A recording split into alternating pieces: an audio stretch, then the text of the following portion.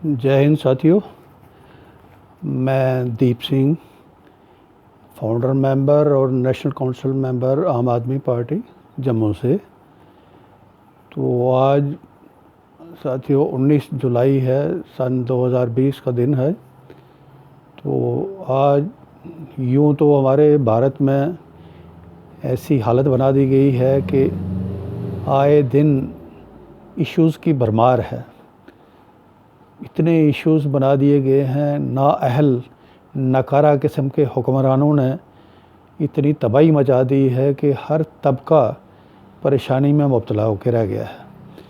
तो साथियों, आज दो इश्यूज़ पे हम बात करेंगे।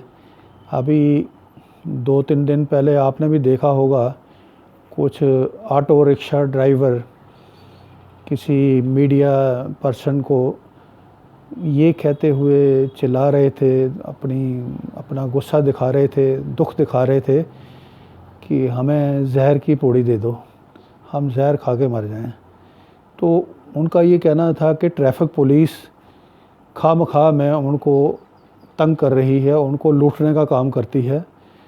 तो उससे हमें छुटकारा, एक तो हमें कोविड-19 की जो ख़तरनाक हालात बने हुए हैं, उस पहले तो लॉकडाउन रहा, अब बड़ी मुश्किल से थोड़ा सा अपना सरकार ने तो, इस निकम्मी सरकार ने तो लोगों को दिया कुछ नहीं, लेकिन लोग मायूसी में अब थोड़ा कारोबार के लिए निकले हैं। तो उनका कहना था कि ट्रैफिक पुलिस हमें खामखा परेशान करती है।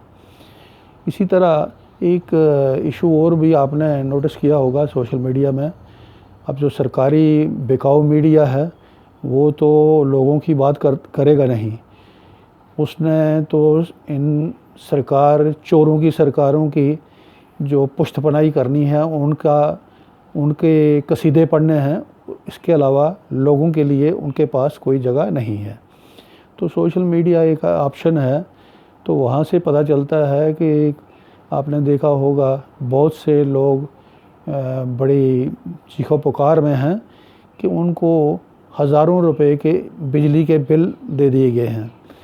किसी को 10,000, 15,000, बिलो पावर्टी लाइन के जो लोग हैं उनको, या मिडिल क्लास के जो लोग हैं उनको भी हज़ारों रुपए के बिल उनको थमा दिए गए हैं, और जिसकी वजह से वो लोग बड़े परेशानी की हालत में वो दाएं बाएं अपनी परेशानी बयान करने में लगे हुए हैं। तो जो दो इश्यूज़ आपने देखा, इससे पहले दो इश्यूज़ पर बात करने से पहले मैं आपको साथियों ये बताऊंगा कि आज जो सरकार, पहले जो कांग्रेस की सरकार थी, उन्होंने जैसे कैसे एक लूट मार का सौदा चलाया, और उनसे तंग होके, उनकी बदनुमानियों की वजह से तंग होके लोगों ने इस सरकार को मौका दिया, जो बीजेपी को। बीजेपी सरकार जो है, बीजेपी पार्टी जो है, इसके पीछे गॉडफादर जो है वो आरएसएस है। आरएसएस का मुखौटा है ये। तो आरएसएस की थ्योरी साथियों ये है कि उनके जो सेकंड गॉडफादर हुए हैं, कोई मिस्टर गोलवरकर हुए हैं, तो उन्होंने एक किताब लिखी है, वी एंड आवर नेशनहुड। तो आप सुन के हैरान हो जाएंगे।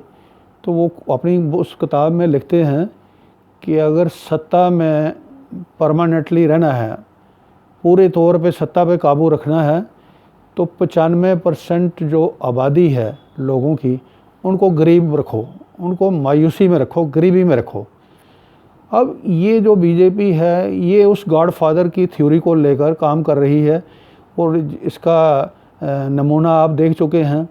पहले नोटबंदी, फिर जीएसटी, फिर अभी देखें पहले सरकारी कंपनियों को फेल करना, फिर उनको बेचना, फिर अपने दोस्तों को बेचना, लूट मार का काम शरेआम चल रहा है। और जो अपोजिशन है, अपोजिशन इसलिए नहीं बोल पा रही क्योंकि वो भी चोर है, उन्होंने अक्सर चोरियां करी हुई हैं।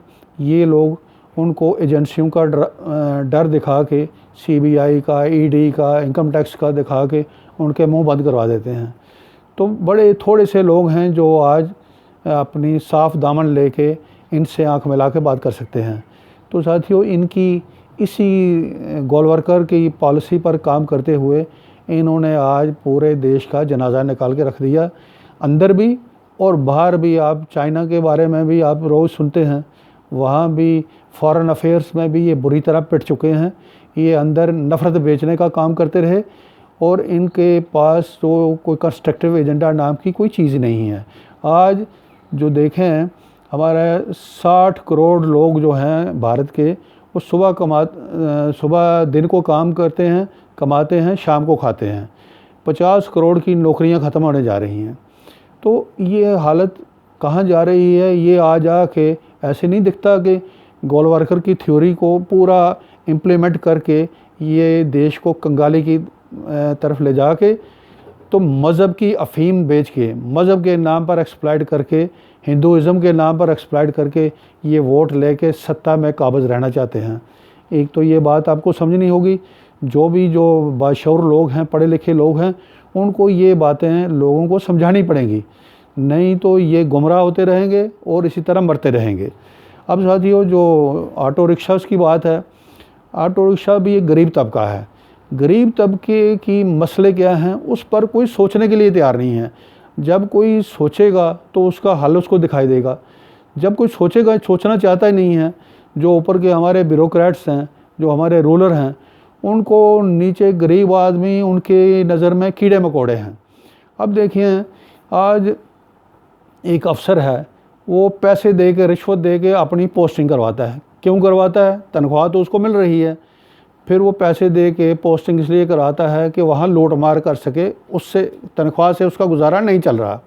1.5 लाख रुपए तनख्वाह लेने वाला भी पैसे दे के पोस्टिंग करवा रहा है। पुलिस वाले हैं, हमारे थाने बिक रहे हैं, हमारे एग्ज़ामिनेशन सेंटर बिक रहे हैं।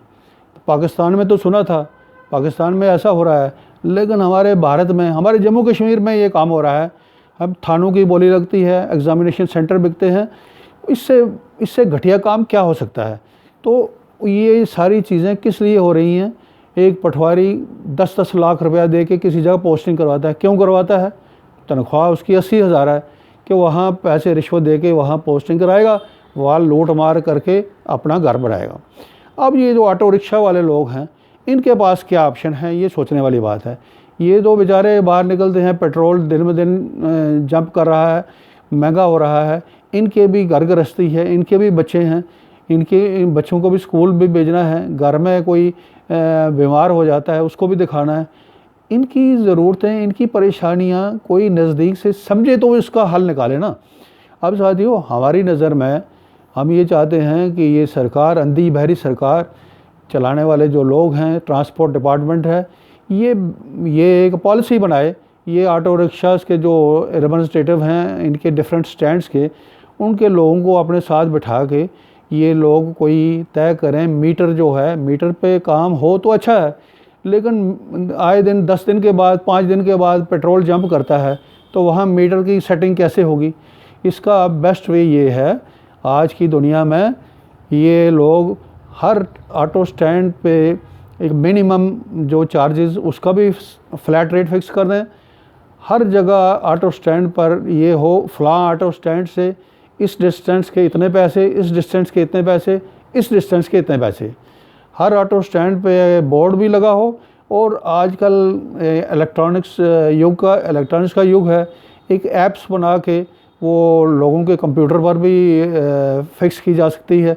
कोई भी आदमी अपना कंप्यूटर खोल के देख सकता है कि वहाँ से किस जगह से उसको कहाँ जाना है, उसका फ्लैट रेट क्या है।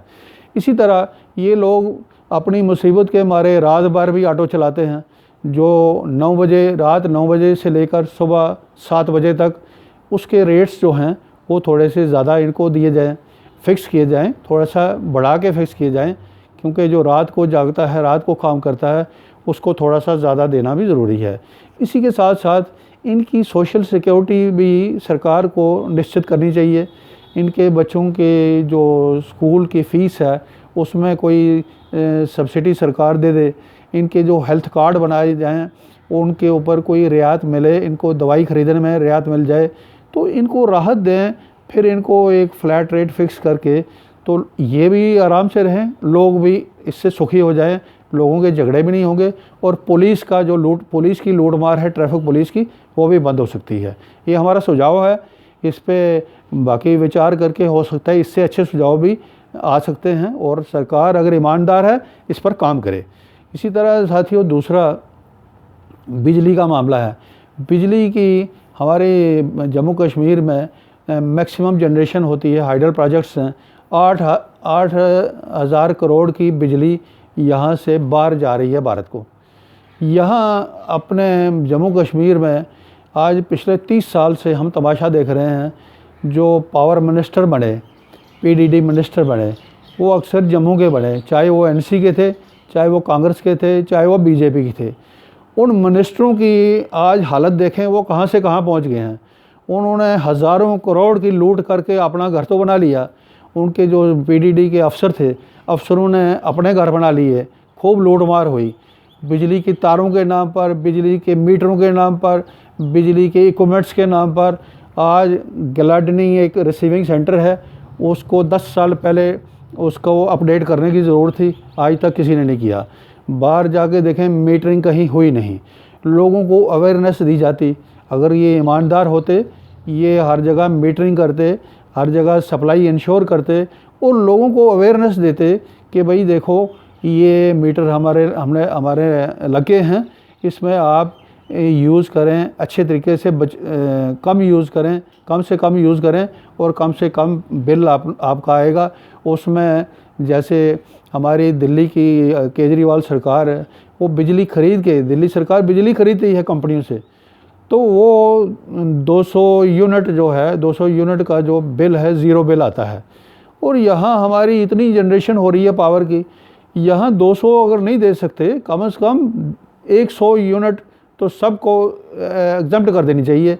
उसके ऊपर जो बिल आता है, डिफरेंट स्लैब्स बना के, बाकायदा एक अवेयरनेस दे के, लोगों को प्रॉपर मीटरिंग करके, ये जगह जगह पावर क्राइसिस भी ख़त्म हो सकते हैं। सब कुछ हो सकता है बशर्ते कोई ईमानदार हो। और ये जो हमारी सोसाइटी का लिटरेट तबका है, पढ़ा लिखा तबका है या नौकरी करने वाला है, उसको तनख्वाह मिलती है, पेंशन मिलती है, ठीक है, उसका गुजारा चल रहा है, लेकिन वो अपनी मस्ती से बाहर निकले, गरीब आदमी की तकलीफ़ को पहचाने, आम आदमी की परेशानी को पहचाने और उसकी परेशानी में उसका हिस्सेदार बने। अदरवाइज़ अगर ये गरीब मरेगा, एक स्टेज ऐसी आएगी, ये तबका जो आज तमाशा देख रहा है, इसकी शामत भी आने वाली है, ये भी नहीं बच पाएगा। तो मेहरबानी करके हमारी अपील है, ये सारी चीज़ें समझने की ज़रूरत है और इस अंधी बहरी सरकार पर एक प्रेशर बनाया जाए, एक ठीक चीज़ों को इम्प्लीमेंट करने का यत्न करके इनको मजबूर किया जाए। बहुत बहुत शुक्रिया।